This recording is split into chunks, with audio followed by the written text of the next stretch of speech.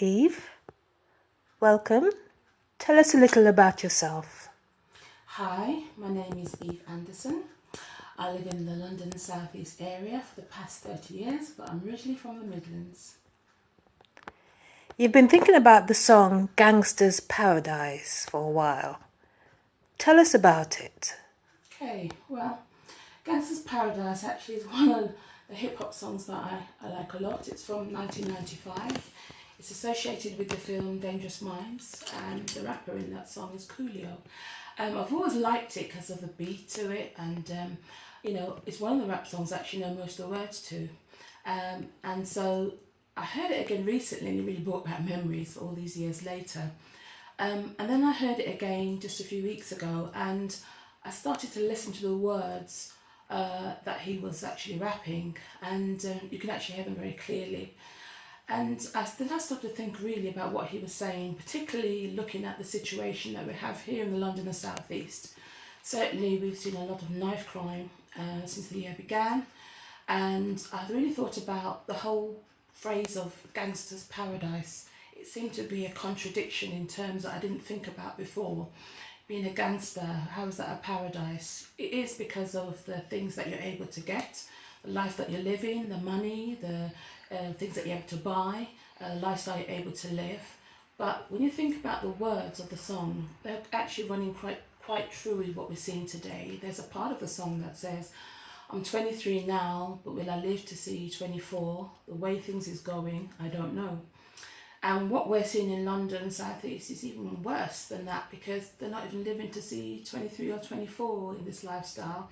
We're seeing so many youngsters going under the age of 20. And very recently, someone that I know through the prison ministry work that I do was really, really distraught because someone that she knew under 20 years of age had just been stabbed and killed.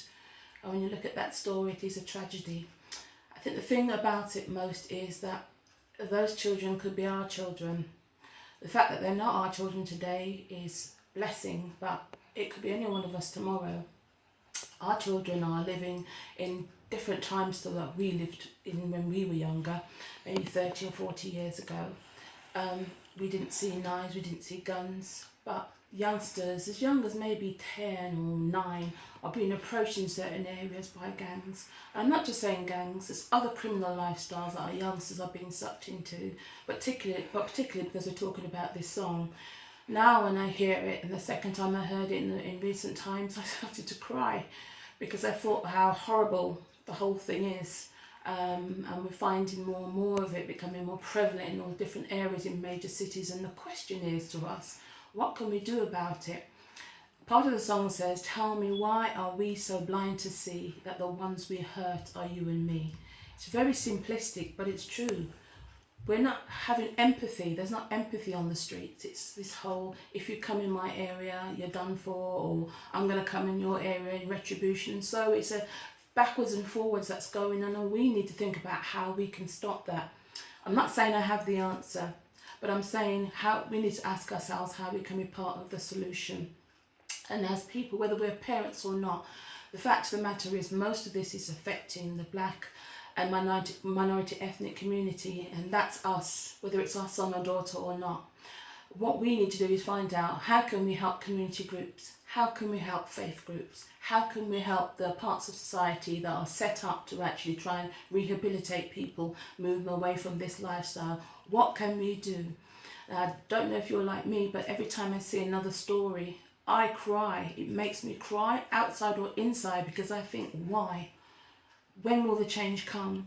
And I think the change will come when we invest more in what's going on in the community, turning youngsters away from this lifestyle, turning them away from the thinking that fast money is important, it's good to have, having a big name, rather than being that guy that goes home to his family, that works a steady job, that's building up a lifestyle, rather than looking down on that, to actually try and emulate that. And I think that those who've turned from gangs lifestyles and are actually running community groups, we need to try and support them more. We need to try and put more money into that, and I hope the government starts to do that too and puts more money into it. But you and me, we can do something. If you have a faith, if you're a Christian, we can pray, we can ask God to show us how we can be a part. I've been part of the prison ministry for a long time, and I'm glad that I'm able to actually be there just to share God's love. I do believe that that is powerful. Other things that we can do are to give financially, to come alongside those community groups that are trying and maybe struggling, and support them. As I said, it's not our children sometimes that's happening to. It's just because it's others doesn't mean it's not important that we should, take a view about all of this. It's being glamorized, and we don't want that to happen. There's no glamour in a coffin with a youngster in it. There's no glamour in that. There's only tragedy. And if we can do anything we can to try and avert this, and I think that we should. So why am I talking about Gangster's Paradise? I'd like you to listen to it yourself. And unlike a lot of hip hop songs that are out there, you actually can hear the words. But when you hear the words, just apply it to what you're hearing about in your own community, outside your door, on the news, and I guarantee it will give you a new perspective. Thank you. Involved in prison ministries in 1993 with a group called Prison Outreach Network, which is a national group. It's a network of people from different churches come together to visit prisons in London, South East, south of England, and in the East Midlands area. It's been going for over 30 years. I did actually go to prison before that to minister, and it was in my previous church, and I was singing in a group, and we were asked to go to Holloway Prison, and we were a bit nervous about it, but we went, and we had a fabulous time, and when we came out from that, I just thought, wow, this is really good, but thought no more about it, and that was around 1989. So it took another 4 years before I fully became involved with the ministry. I had no idea that I would be in it so long, but I'm really glad to be part of it, and I find it extremely fulfilling. And what we do is that we go through the Church of England chaplaincy into different prisons. We either lead the whole service or we join with the chaplain to do part of the service with them. And we've been doing this for a while. I'm a singer. I've been singing since I was young, so I do a lot of the singing, and sometimes I do some preaching as well. And it's really great to talk to the guys about their lives and pray with them. So that's the main part of what we do when we go in.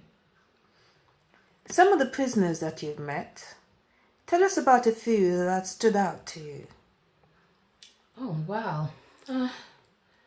I think some of the ones that I know of that maybe I didn't really talk so much to them about their life so much, but I knew them to say hi to, have gone on to really great things. There was one of the guys in one of the prisons that we went to that I remember at the time his view was that the gang lifestyle was for him, and it's a bit of a tough nut to crack, I think. But something happened to him when he left there, and he gave his life to the Lord after he left.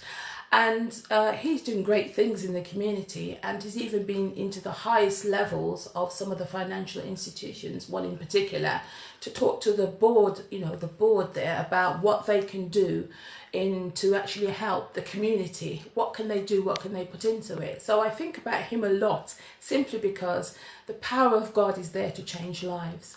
And sometimes your way you grow up or your lifestyle that you've entered into can take you down a path where you think that's where you're supposed to be.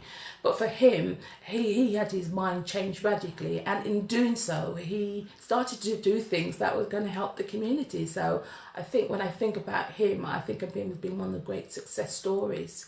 Another person I think about is, again, from the same prison, a youngster too. And it's amazing when God changes lives. And I remember I was sitting in a service and this person was coming up to pray. And when he prayed, he had such a gifting in prayer.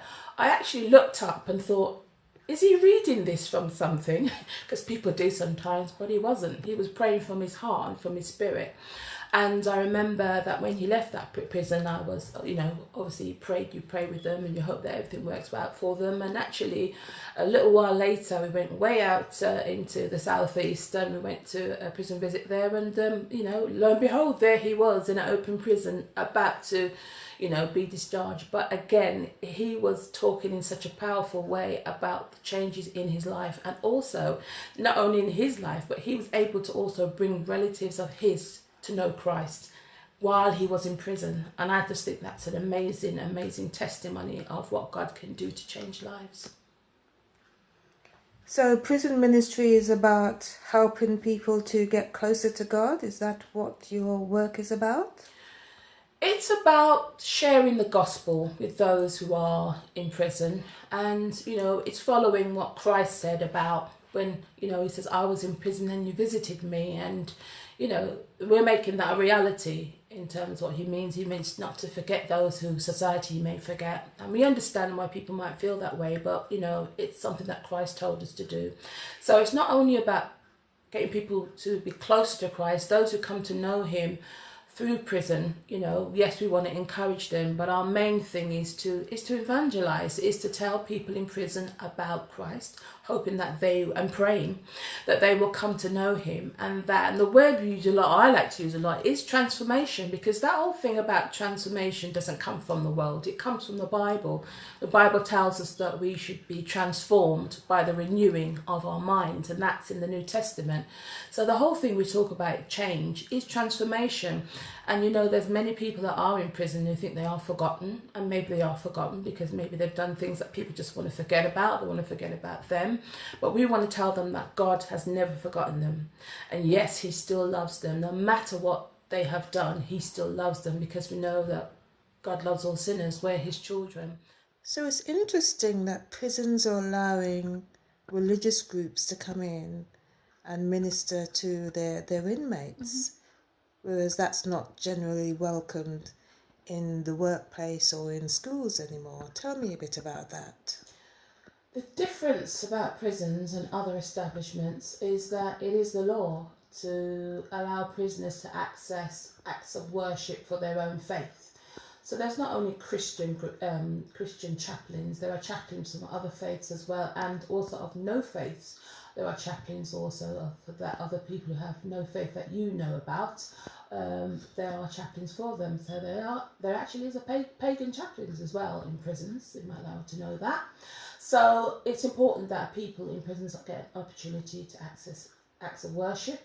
And that's why we've been allowed to go in as volunteers to be part of that. We're also quite blessed in our ministry to have a number of people in Prison Outreach Network who are now chaplains themselves, and they are working as part of the group that's in the prisons, the faith groups, in faith departments, I should say, that are in prisons. It's also said by the prisons that where they have chaplains, the chaplain is actually part of the management of the prison, part of it. They don't see it as separate. A chaplain has a key part to play in how the prison is managed and how prisoners are supported. Okay. One more question.